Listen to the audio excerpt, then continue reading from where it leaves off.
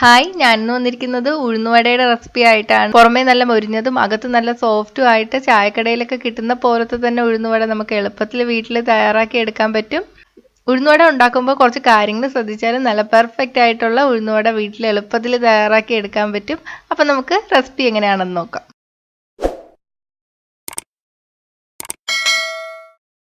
ഇത് തയ്യാറാക്കാൻ വേണ്ടിയിട്ട് ഞാനിവിടെ 1 കപ്പ് ഉഴുന്നാണ് എടുത്തിരിക്കുന്നത്. എൻ്റെ കയ്യിലുള്ള കപ്പ് 240 ml ആണ്. ഇനി ഈ ഉഴുന്ന് നന്നായിട്ട് കഴുകിയെടുക്കാം. കഴുകിയെടുത്തതിന് ശേഷം നമുക്ക് ഇതിലോട്ട് വെള്ളം ഒഴിച്ചിട്ട് കുതിർന്ന് വരാൻ വേണ്ടിയിട്ട് വെക്കാം.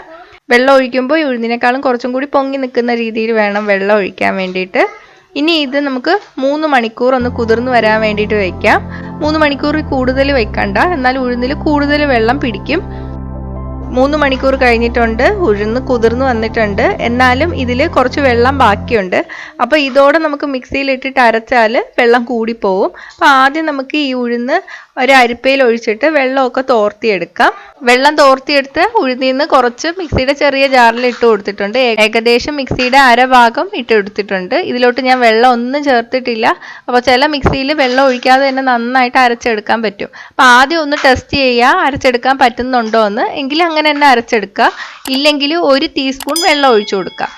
ഇപ്പോൾ 1 ടീസ്പൂൺ ഒഴിച്ചിട്ട് അരഞ്ഞു കിട്ടുന്നില്ലെങ്കിൽ മാത്രം 1 ടീസ്പൂൺ കൂടെ ഒഴിച്ചു കൊടുക്കുക. പെട്ടെന്ന് അരഞ്ഞു കിട്ടാൻ വേണ്ടിയിട്ട് കൂടുതൽ വെള്ളം ഒഴിക്കരുത്, എന്നാലും വെള്ളം കൂടിപ്പോവും. പിന്നെ നമ്മൾ വെള്ളം ഒഴിക്കുമ്പോൾ നമ്മൾ ഉഴുന്ന് കുതിർന്ന് വരാൻ വേണ്ടിയിട്ട് വെച്ച വെള്ളം തന്നെ ഒഴിക്കുക. അരയ്ക്കുമ്പോൾ നമ്മൾ ശ്രദ്ധിക്കേണ്ട കാര്യം എന്ന് പറഞ്ഞാൽ നിർത്തി നിർത്തി അരച്ചെടുക്കുക. അല്ലെങ്കിൽ ഒരുമിച്ച് അരച്ചെടുക്കാൻ നോക്കുമ്പോൾ ചൂട് കൂടിപ്പോവും. ഞാനിത് അരച്ചെടുത്തിട്ടുണ്ട്, കണ്ടോ, നല്ല കട്ടിക്കാണ് അരഞ്ഞിരിക്കുന്നത്. വെള്ളം ഒട്ടും കൂടിപ്പോയിട്ടില്ല. ഇതുപോലെ തന്നെ അരച്ചെടുക്കണം. ഇത് നമുക്കൊരു പാത്രത്തിലോട്ട് ഇട്ട് കൊടുക്കാം. ഇതുപോലെ തന്നെ നമുക്ക് ബാക്കിയും അരച്ചെടുക്കാം. അരച്ചെടുക്കുമ്പോൾ നല്ല സ്മൂത്തായിട്ട് തന്നെ അരച്ചെടുക്കാം. ഞാനിപ്പോൾ എല്ലാം അരച്ചെടുത്തിട്ടുണ്ട്. നമുക്ക് ഇതിലോട്ട് ഇനി ആവശ്യത്തിന് ഉപ്പ് ചേർത്ത് കൊടുക്കാം. ഒന്ന് മിക്സ് ചെയ്ത് കൊടുക്കാം.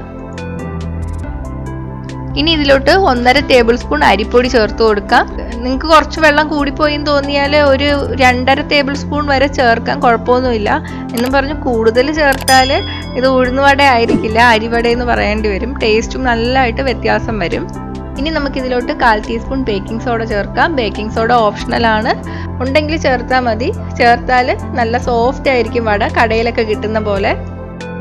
ഇനി നമ്മൾ ചെയ്യേണ്ടത് ഒരു ബീറ്റർ വെച്ചിട്ട് നന്നായിട്ടൊന്ന് ബീറ്റ് ചെയ്തെടുക്കണം. ഇപ്പോൾ ഇലക്ട്രിക് ബീറ്റർ ഉണ്ടെങ്കിൽ അത് വെച്ചിട്ടും ബീറ്റ് ചെയ്യാം കേട്ടോ. ഇപ്പോൾ ബീറ്റർ കയ്യിൽ ഇല്ലെങ്കിൽ നമുക്ക് ഒരു സ്പൂണും ഫോർക്കും വെച്ചിട്ട് നന്നായിട്ട് ബീറ്റ് ചെയ്തെടുത്താലും മതി.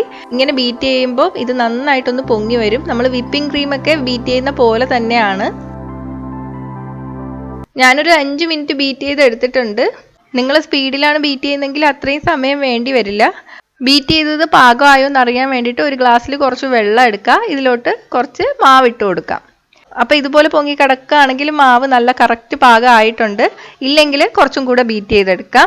അപ്പോൾ ഇത് റെഡി ആയിട്ടുണ്ട്. ഇനി നമുക്ക് ഇതിലോട്ട് ചേർക്കാനുള്ള കാര്യങ്ങൾ എന്തൊക്കെയാണെന്ന് നോക്കാം. 1/2 മുറി സവാള നല്ല ചെറുതായിട്ട് അരിഞ്ഞെടുത്തിട്ടുണ്ട്. ഒരു വലിയ പച്ചമുളക് എടുത്തിട്ടുണ്ട്. ചെറുതാണെങ്കിൽ 2 വരെ എടുക്കാം, അല്ലെങ്കിൽ എരിവിനനുസരിച്ചിട്ട് മാറ്റം വരുത്താം. പിന്നെ എടുത്തിരിക്കുന്നത് ചതച്ച കുരുമുളകാണ്, പൊടിച്ചതല്ല. 1/2 ടീസ്പൂൺ കുരുമുളക് ചതച്ചെടുത്തിട്ടുണ്ട്. കുരുമുളകിന്റെ അളവും നമ്മുടെ എരിവിനനുസരിച്ചിട്ട് മാറ്റം വരുത്താം. 1/2 ടേബിൾ സ്പൂൺ ഇഞ്ചി ചെറുതായിട്ട് അരിഞ്ഞതും, ഒരു തണ്ട് കറിവേപ്പില ചെറുതായിട്ട് അരിഞ്ഞെടുത്തിട്ടുണ്ട്. ഇനി ഇതെല്ലാം മാവിൽ ചേർത്തിട്ട് നന്നായിട്ട് മിക്സ് ചെയ്തെടുക്കാം. അപ്പോൾ നമ്മൾ നേരത്തെ ഉപ്പൊക്കെ ചേർത്തിട്ടുണ്ട്. ഈ സമയത്ത് ഒന്നും കൂടെ നോക്കുക, കുറവാണെങ്കിൽ ചേർത്ത് കൊടുക്കാം. അപ്പോൾ നമ്മളിത് ബീറ്റ് ചെയ്തെടുത്തോണ്ട് ഇത് പിന്നെ പൊങ്ങാൻ വേണ്ടിയിട്ടൊന്നും വെക്കണ്ട. നിങ്ങൾക്ക് സമയം ഉണ്ടെങ്കിൽ 1 മണിക്കൂർ വരെ നമുക്ക് വേണമെങ്കിൽ പൊങ്ങാൻ വേണ്ടിയിട്ട് വെക്കാം. ഇനി നമുക്ക് വാർത്തെടുക്കാൻ വേണ്ടിയിട്ട് എണ്ണ ചൂടാക്കി എടുക്കാം. ഞാനിവിടെ വെളിച്ചെണ്ണയാണ് എടുത്തിരിക്കുന്നത്. ഇനി 1 കപ്പിൽ വെള്ളം എടുത്ത് വെക്കാം. അത് നമുക്ക് ഓരോന്നായിട്ട് ഇട്ട് കൊടുക്കാം. ഞാനിപ്പോൾ തവി വെച്ചിട്ട് എങ്ങനെയാണ് ചെയ്യുന്നതെന്ന് കാണിക്കാം. അതിന് വേണ്ടിയിട്ട് തവി ഒന്ന് വെള്ളത്തിൽ നന്നായിട്ട് മുക്കുക. വെള്ളത്തിൽ മുക്കിയില്ലെങ്കിൽ നമ്മൾ എടുത്തു വയ്ക്കുന്ന മാവ് അതിൽ ഒട്ടിപ്പിടിക്കും. ഇനി ഇതിലോട്ട് കുറച്ച് മാവ് എടുത്തു വയ്ക്കാം. എന്നിട്ട് വിരൽ നന്നായിട്ടൊന്ന് വെള്ളത്തിൽ മുക്കിയതിന് ശേഷം ഇതിലോട്ടൊരു ഹോൾ ഉണ്ടാക്കുക. എന്നിട്ട് നമുക്കിത് എണ്ണയിലോട്ട് ഇട്ട് കൊടുക്കാം. ഇതുപോലെ തന്നെ നമുക്ക് എല്ലാം ചെയ്യാം. ഇനി കൈ വെച്ച് ചെയ്യുന്നത് എങ്ങനെയാണെന്ന് നോക്കാം. കൈ നന്നായിട്ട് വെള്ളത്തിൽ മുക്കിയതിന് ശേഷം മാത്രം കുറച്ച് മാവ് എടുക്കുക, അല്ലെങ്കിൽ കയ്യിൽ ഒട്ടിപ്പിടിക്കും.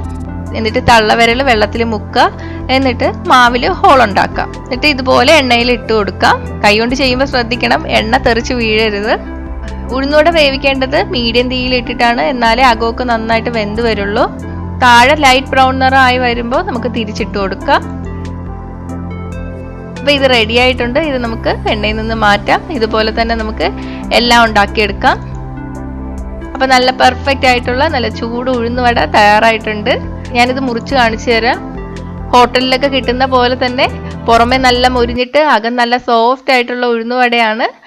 ഇതിൻ്റെ കൂടെ നല്ല ചൂട് ചായയും ചമ്മന്തി കൂടെ ഉണ്ടെങ്കിൽ അടിപൊളിയായിരിക്കും. ഇത് നിങ്ങൾ എന്തായാലും ഉണ്ടാക്കി നോക്കുക. ഉണ്ടാക്കി നോക്കിയിട്ട് നിങ്ങളുടെ അഭിപ്രായം കമൻറ്റ് ചെയ്യുക. ഇഷ്ടമായെങ്കിൽ ലൈക്ക് ഷെയറും ചെയ്യുക. ഇഷ്ടപ്പെട്ടില്ലെങ്കിൽ ഡിസ്ലൈക്കും ചെയ്യുക. കൂടുതൽ റെസിപ്പികൾക്കായിട്ട് ചാനൽ ഇതുവരെ സബ്സ്ക്രൈബ് ചെയ്തിട്ടില്ലെങ്കിൽ സബ്സ്ക്രൈബ് ചെയ്യാൻ മറക്കല്ലേ. കൂടെ ആ ബെൽ ബട്ടൺ കൂടി ക്ലിക്ക് ചെയ്തതിന് ശേഷം ഓൾ നോട്ടിഫിക്കേഷൻ സെലക്ട് ചെയ്യുക. അപ്പോൾ ഞാൻ അപ്ലോഡ് ചെയ്ത ഉടൻ തന്നെ എല്ലാ റെസിപ്പീസിൻ്റെ നോട്ടിഫിക്കേഷൻ കിട്ടും. അപ്പോൾ അടുത്തൊരു റെസിപ്പി ആയിട്ട് കാണാം. ബൈ.